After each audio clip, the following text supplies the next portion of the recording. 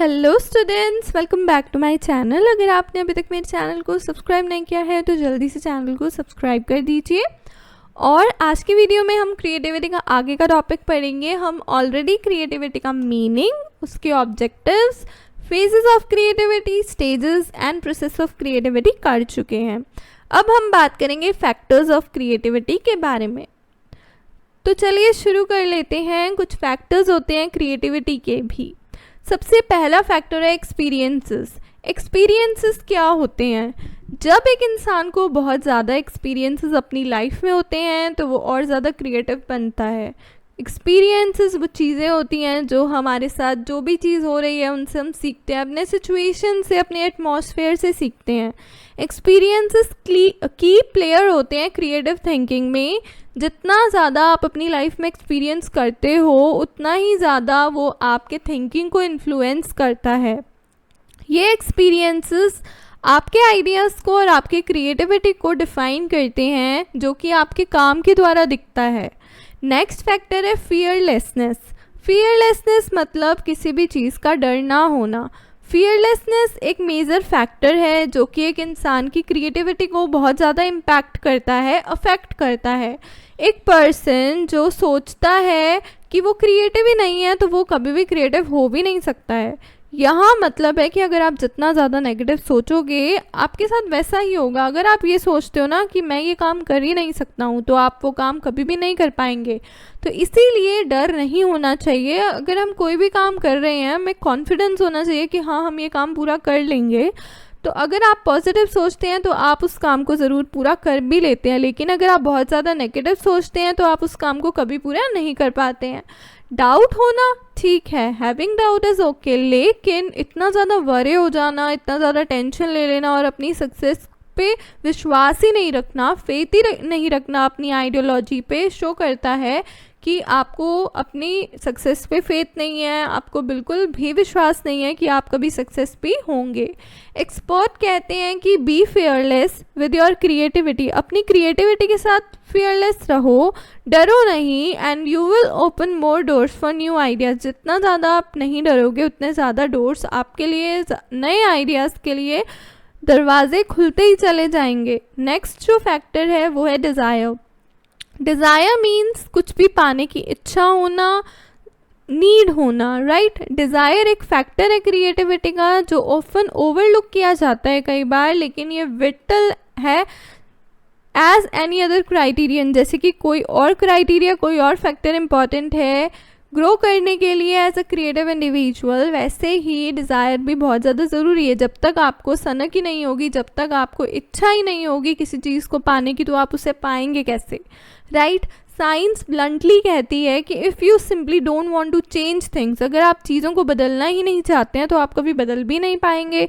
जैसे कि आपको लगता है कि आप किसी प्रॉब्लम को सॉल्व भी नहीं कर सकते हो, या फिर आप लोगों को इंस्पायर ही नहीं कर सकते हो, या फिर आप कोई नई चीज़ कर ही नहीं सकते हो, तो आप वो चीज़ कभी भी नहीं कर पाओगे। इसीलिए बी पॉजिटिव, एंड डिज़ायर हम सब में होनी चाहिए, इच्छा हम सब में होनी चाहिए, नीड हम सब में होनी चाहिए। नेक्स्ट है atmosphere and environment.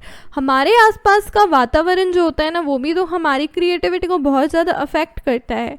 Yes, it all about the world around us. Atmosphere, environment दोनों एक दूसरे के साथ चलते हैं, दोनों हमारी क्रिएटिविटी को बहुत ज़्यादा अफेक्ट भी करते हैं।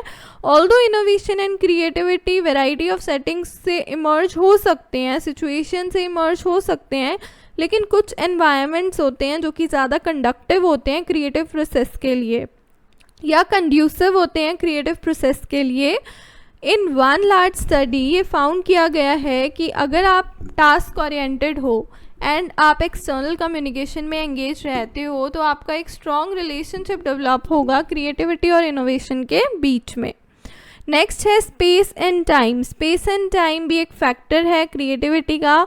प्रोडक्टिविटी अंडर प्रेशर आप इंक्रीज कर सकते हो, लेकिन क्रिएटिविटी का कोई पॉजिटिव इन्फ्लुएंस पड़ता ही नहीं है अगर आप अनडिस्टर्ब स्पेस है आपके पास, अगर आप राइट अमाउंट ऑफ टाइम नहीं यूज़ करते हो, नहीं प्रोवाइड करते हो। तो जॉन क्लीज टॉक करते हैं क्रिएटिविटी पे और कहते हैं कि that having a start and and time, जब आपके पास में एक स्टार्ट टाइम होता है और एक एंड टाइम होता है अपने क्रिएटिविटी स्पेस को ओपन रखने के लिए, जो कि बहुत ज़्यादा ज़रूरी है, हमारे पास में होना चाहिए। Without a dedicated time block के बिना इट इज़ ईजी कि आप अपने क्रिएटिव माइंडसेट को फोकस कर पाओगे ऑन ट्राइवियल मैटर्स, जो कि ईजियर होते हैं to deal with than to take the time to do things that are important. जिनसे डील करना आसान है, उन चीज़ों को करना मुश्किल होता है जो कि इम्पॉर्टेंट है आपके लिए, आप करना चाहते हो, लेकिन आपको उस टाइम जोन में जाने में, उस एटमॉस्फेयर को एक्सेप्ट करने में थोड़ा सा टाइम लग जाता है। इट ऑल्सो टेक टाइम कि जब आप अपने क्रिएटिव मोड में जाते हैं तब भी आपको थोड़ा टाइम लगता है।